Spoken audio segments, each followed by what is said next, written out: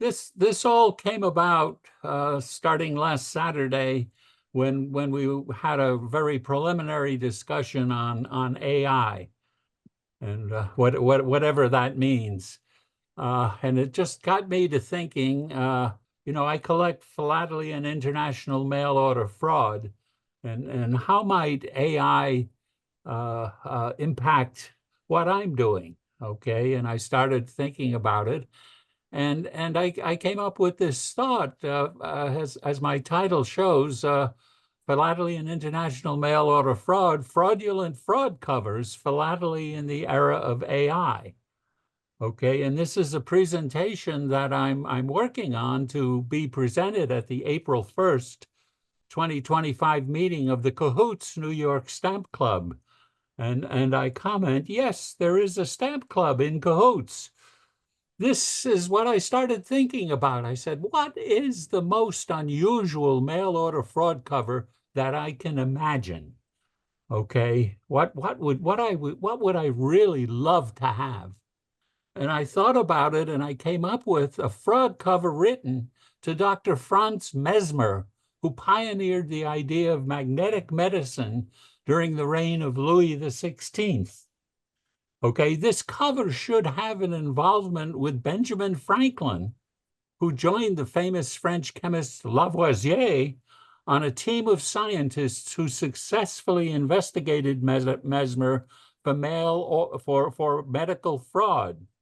And this team that Franklin and Lavoisier were on concluded that Mesmer and his magnetic medicine were a fraud. It was actually a tremendous scientific triumph for the period, where these guys brought real science to Mesmer.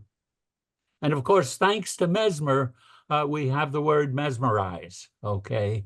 And you all know about that. What would the rarest fraud cover look like? And here it is. It's a special free franc awarded to Benjamin Franklin by the French king for his service to France. It's addressed locally in Paris in 1785 to Mesmer by Franklin. It's got a typical Par le Courrier de l'Europe hand stamp, which was used in Paris at the time. It also has a local rate 30 sols charge. Apparently, the post office in Paris didn't recognize Franklin's free franc.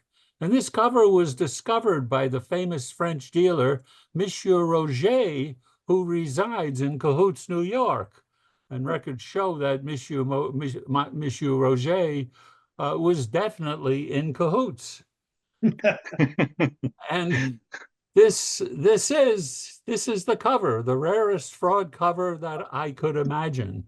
And here's what it should look like. I think it's really quite amazing.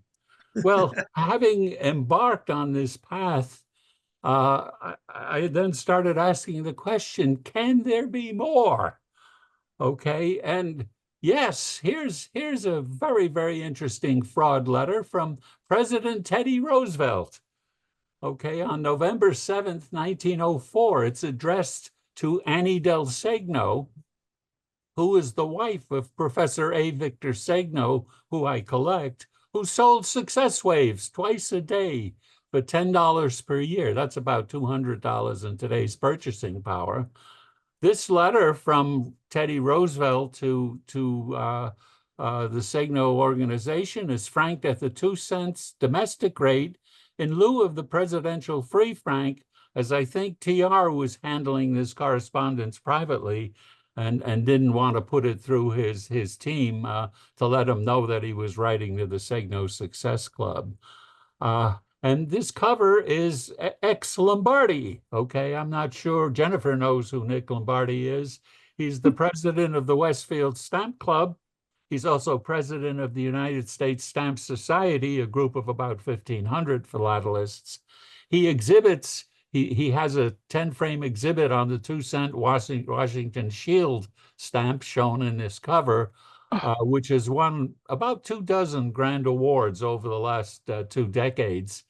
And he won the CFC last year at the APS annual show.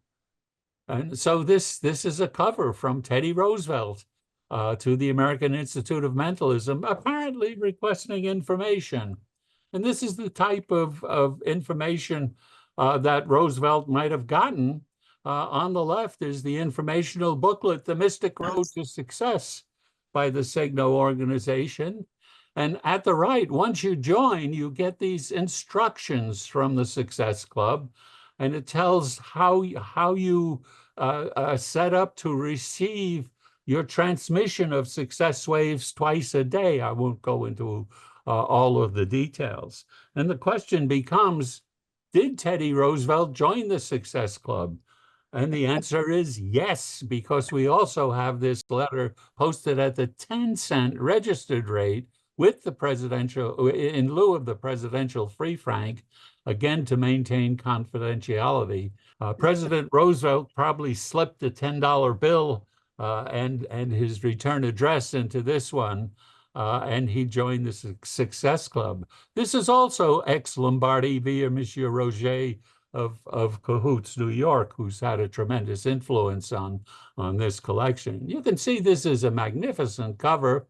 It's got the 10 cents worth of stamps. You can just read the Washington double oval cancellation, and the registry cancellation nicely ties the 6-cent stamp to the letter. What else? Can there be more? Okay, and it turns out, yes, there's one more cover, and this is what's called an anticipatory cover. And this is the discovery copy. Okay, you people probably don't know about this program, but in 1914, the United States Post Office embarked on a special program to envision what stamps might look like 40 years hence. And the first stamp they came up with was the half-cent Franklin. Well, we're back to Franklin of the 1954 series. And this was the first projected stamp from this anticipatory program.